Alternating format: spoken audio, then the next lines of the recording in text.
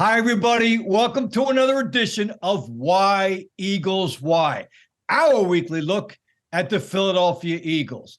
Dave Bontempo, Pete Amato, and Bill Gelman with you. Great to see my friends again and all of you.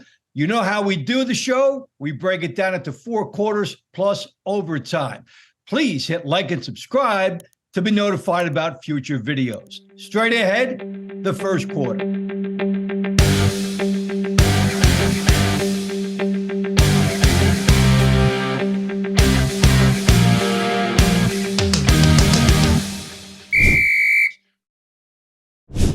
All right, as we break the huddle in the first quarter, Pete, the Eagles coming off a 40-33 win over the Green Bay Packers to go 10-1. On the defensive side of the ball, 33 points against the Packers yielded. What did that game say to you? The obvious take here is amazing game. I'll let Bill talk about the rushing game and the offense. Me, being the pessimistic type, I will talk about what kind of not made me nervous or make me kind of concerned, but what stood out to me as kind of negative side, and that's the defense, like you said. Giving up 33 points in a game like that, it's not that big of a deal because it looks like a kind of like a bang bang game going back and forth. But the way they did it, and kind of the fundamental errors that they were making on defense and the play calling, which continues to be my Achilles heel. I recently saw a tweet. It was a question saying, is Jonathan Gannon holding back our defense with the talent he has? And that's what I've been saying kind of all season.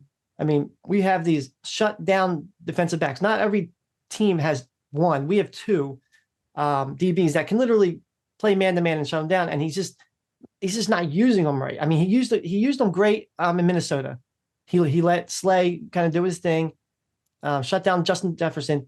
But I feel like he's just, while he keeps dropping in some kind of soft zone, I don't know if they're tired or what, but he's kind of keeps playing his game on defense where he's like baiting the offense, but the offense isn't going over the top to try to, but they just keep cutting in front and getting those 10, 15-yard plays. And that's how these teams are gaining the field on us and getting points. And I just wish he would use the talent that we have a little better. I can't kill the guy. I have been, but we're 10-1 team. You're never going to fire any coordinator when you're a 10-1 team. So I just wish he would use the talent that we have. We have these shutdown corners. We have a great defensive line that can put pressure on them. I'm not even saying to blitz more. I mean, I don't even care about blitz. I just want to see a little more aggression on defense and use what we have better. And to your point, the last touchdown by Christian Watson, he cut across the middle. As you were talking about cutting in front, he took the pass and then mowed it to the outside, exactly, all the way into the end zone. Now, Bill, on the offensive side of the ball, we've got Gelman's gold, and the cup, I guess, literally runneth over. Yeah, I mean, I was wondering what happened with the passing game this week, but in reality, they just were running all over the place, and they put up some incredible numbers. I mean, they had 363 rushing yards for the Eagles. And to show you how big a deal that is, guys, you have to go all the way back to November 21st, 1948. That's when they set a franchise record of 376 rushing yards against Washington. That's when they didn't wear helmets. Yeah, did they wear helmets then? They must have been really soft helmets. Yeah, and you know what? They could have gone over that if they wanted to in this game. Wow. Yeah. So I mean, it's incredible. It's and they're the first team this year to have 5+ rushers for over 20 yards in a game this season. So it's like there was no defense this week. I don't know if I actually texted you guys over while the game was going on, but it felt like an all-star game where the defense just wasn't there. I mean, there were some turnovers and there were some good defensive plays, but for when you're scoring 71 points in a game, there is no defense. Well, people who were looking and they said, oh, I went out for a second and I came back. I figured I'd catch the end of the first quarter of the game. It's already 13-7. and the teams are going up and down the field. And to your point, Bill, the Eagles kind of sensing that, going for it on fourth down in their own territory in the first quarter after they already had 13 points. I think that was an indication of where you're going with that they felt that this was going to be an up and down game. Yeah, and I just don't. I would, that early in the game, I would never go for it on that side of the field. I don't care if it's 4th and inches, 4th and 1. You're creating a situation where if it doesn't work out, you're essentially giving away points to the other team. And that is what happened as Green Bay stopped them and then went in.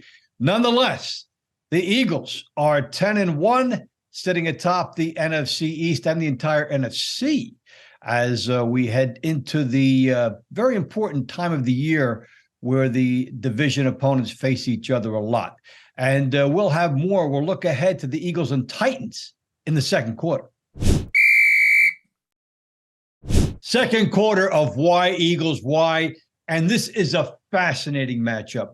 The Eagles against the Tennessee Titans, because the Eagles are high scoring and the Titans are nitty-gritty, low scoring. The Titans lost to the Cincinnati Bengals last week, 20-16.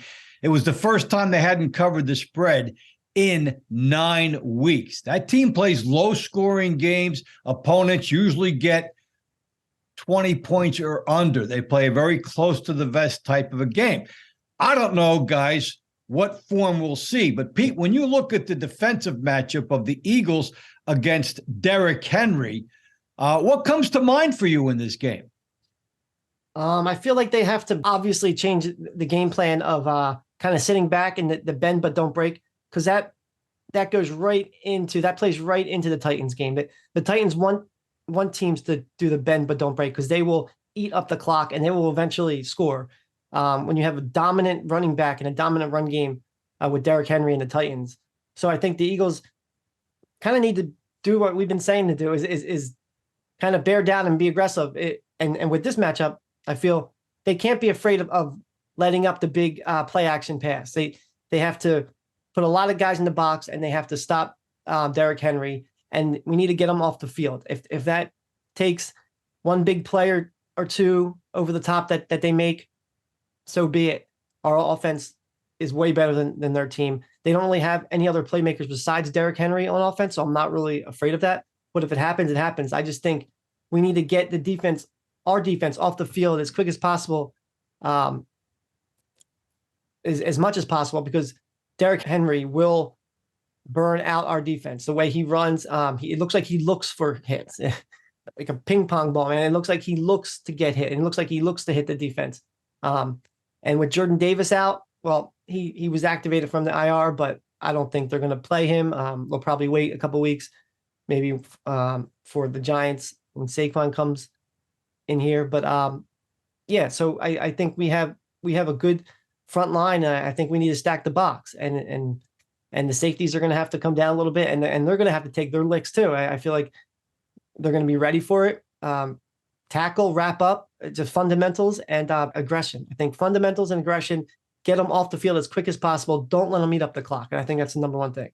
And they go to the left side a lot, their left side. So specifically, how do you think they'll approach? I mean, you talk about the loading up the box. Does it also mean putting another player on that side? How do you strategically, from an alignment standpoint, see that? I think we definitely have the personnel to bring linebackers to the end. I mean, a few of our linebackers and have played D end, and a few of our D end had played linebacker.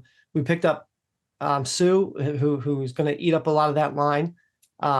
We have fast linebackers that you can put on the outside. I don't think he's going to run it to the outside as much, but if we fill up those holes, like you said, on the left side with a linebacker, so you can have you can bring up two linebackers, bring up one linebacker, and cover the weak side or cover the strong side. I think that's their play there if they want to start kind of filling up those holes and stacking the box. All right, Bill, on the offensive side of the ball with the Eagles and also throughout this game, there are a few fascinating storylines here. Yeah, I think the biggest one is the fact that A.J. Brown's going against his former team. And when the draft took place, none of us saw. Well, I can't talk for you guys, but I never thought AJ Brown would be an Eagle, and he has been a great addition because prior to the season, Devontae Smith was like our number one wide receiver of the future. Now you have AJ Brown and Devontae Smith. Granted, they're not the best wide receiver combination in the NFL, but this is, AJ Brown, I believe, already has 7 touchdowns this season, which is more than he had last year in Tennessee. And I think he'll be extra motivated. The fact that he's going against his former team in front of the home Philadelphia crowd. And the Eagles really, I think they've had their wake-up call. Granted, they have some very crucial injuries right now. I don't know if crucial is the right word, but it's you got some big guys out right now, and you don't know what kind of impact they're going to have. But I'm going to be excited to see what AJ Brown does against his former team. Nobody was more upset to see AJ Brown leave Tennessee than Ryan Tannehill, the quarterback for Tennessee, coming in here. He was beset with that because AJ Brown was his favorite guy and his deep threat, and they took away his deep threat. And that Tennessee offense hasn't had a deep threat since then. On another aspect of the offense, from time to time, we've talked about Quez Watkins on this show. He scored last week. This is a guy that you always think that he can break a big one each week. And suddenly in the last couple of weeks, Bill, they're finding him in the end zone. Yeah, and every week I think he's a play for any time touchdown score. Yes, yes. But the thing is, when you have AJ Brown, Devontae Smith, guys they're going to draw coverage, sometimes double coverage. Quez Watkins has that speed and that ability to get open. So there's only so many players you can defend, and you always have to keep a spy back to make sure Jalen Hurts doesn't run. You see how well Green Bay handled it on Sunday night, and then you have Miles Sanders, and now they're starting to. I heard Boston Scott's name mentioned on Sunday a couple times. So yes, he had a couple. And Kenny Gainwell was involved, so they're getting more players involved in the offense, and I think that makes it extremely difficult for opposing defenses, the game plan, because the Eagles have so many different players they can go to right now, even with Dallas Goedert on the bench. So you really don't have a tight end you can throw the ball to. So the Eagles are finding ways to work around that. 363 yards. Harry Truman was president. That's how long ago that was. That the Eagles had that record back in 1948. That was quite a performance on the ground against the Green Bay Packers. Well, we'll have more straight ahead on Why Eagles Why. Third quarter of Why Eagles Why. It's now the NFC Beast. Remember, everybody was calling it the NFC Least a couple of years ago? Well, the NFC East is the best division in football, 32-13. And Pete, it's about to get a lot more interesting over the next few weeks now, as these teams are going to play each other, starting with this week when the New York Giants play the Washington Commanders. Yeah, and I think this is the beginning of the end for the Giants. I think this is where the Eagles and the Cowboys separate themselves in the division. Because if you look at it, the Giants, last week they played the Cowboys, they lost. Next 3 weeks, that's 4 weeks in a row, they play an NFC East team. That you don't really see that being done on the schedule, especially at the end of the schedule. They play the Commanders this week, then they play the Eagles, and then they play the Commanders again. And then after that, they have to play a Vikings team that just seems to be really good right now. So, I think this is where, if they overcome it, then they're the real deal. I don't think they're the real deal. I think they've been kind of getting lucky with their schedule and just the way they've been winning games. I think they're a scrappy team, but they're beat up, and we all know division games tend to. A lot of injuries come out of division games. There's a lot of rivalries with division. The players seem to play harder, hit harder, and the Giants have to deal with it for 4 weeks in a row, and then they play the Vikings. And then you look at the Cowboys, and it's the exact opposite. The Cowboys seem to have an easier schedule ahead. They play the Colts, the Texans, and then the Jaguars. And then they play the Eagles after that. But those 3 games, I mean, 2 home games, 1 road game. I think that's an easy little section of the schedule for them. So that's why I think the Eagles and Cowboys are going to start separating them from themselves starting this week. Well, you can say it started last week with the Giants losing. So, And Bill, along those lines, you and I were talking before the show, and even though the division has a great record, and it can't stay that way because the teams have to play each other, but if the playoffs started right now, all 4 teams are in the playoffs. Yeah, go figure. I mean, it doesn't help that it helps that the NFC North is really bad. I mean, you have Minnesota, and then you have a bunch of teams with losing records. The NFC South, your Tampa Bay is not playing up to par. I think the one team that really scares me is the San Francisco 49ers, because they seem to be coming along at the right time.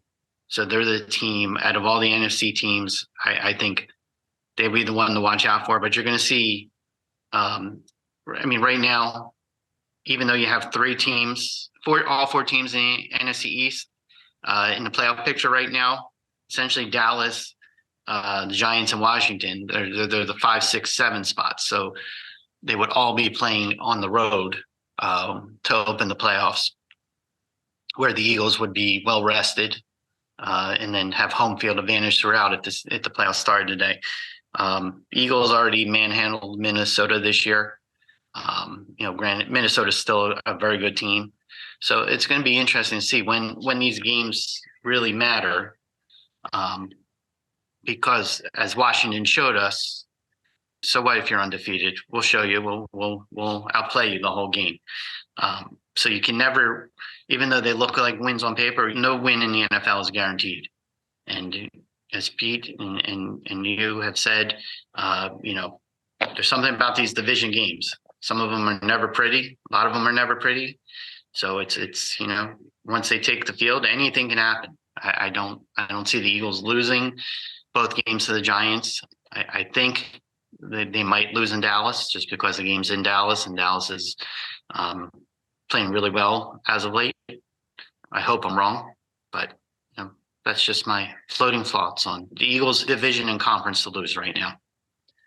Well, bettors who have been tuning in with us and following us on Eagles.com and Play NJ with you, Bill, and all around, they realize that Washington right now is on a 6-0-1 covering streak, and the Giants are 6-2 against the spread in the last few games. So the bettors have found a way to get into what these teams do best.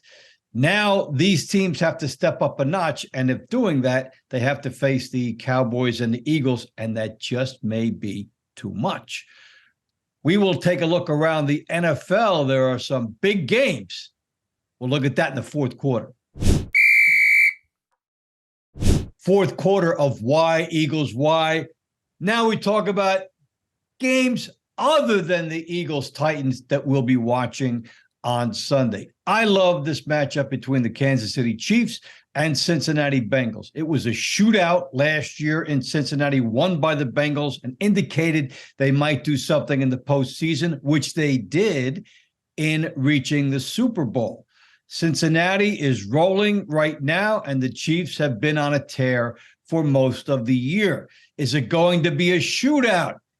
Patrick Mahomes, Joe Burrow, Jamar Chase may be back. A lot of elements in that game, and there's a lot of intrigue and excitement. So I'm looking forward to the Chiefs and the Bengals. How about you, Pete? What game is on your radar this week? I'm definitely looking at the Dolphins. The Dolphins are going to San Francisco to face the 49ers. 2 powerhouse teams. They've both been on the top of the NFL power rankings most of the season.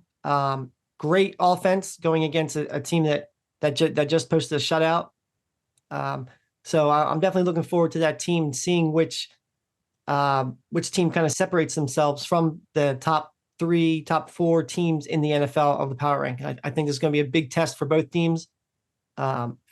So I'm definitely excited to seeing if it's going to be a close game or it's going to be a shootout. Is it going to be a dominant performance by Miami? This is a game I wouldn't touch because I really am have no idea what's going to happen. And it's a game littered with zeros. Miami has not lost a game in which Tua Tagovailoa has started and finished. Wow. So there's a zero. The San Francisco 49ers have not lost a game since they put Christian McCaffrey in the lineup. So you've got two forces there, and that's what makes this possibly a very nail-biting but exciting game. Bill, what is on your radar? Well, if we had talked about at the beginning of the season, the Rams did win the Super Bowl last year. Like, I'm not getting my years confused, right? They did? Yeah. Okay, so we're talking about a Rams team that's going into week 13. They have 3 wins. They're decimated with injuries.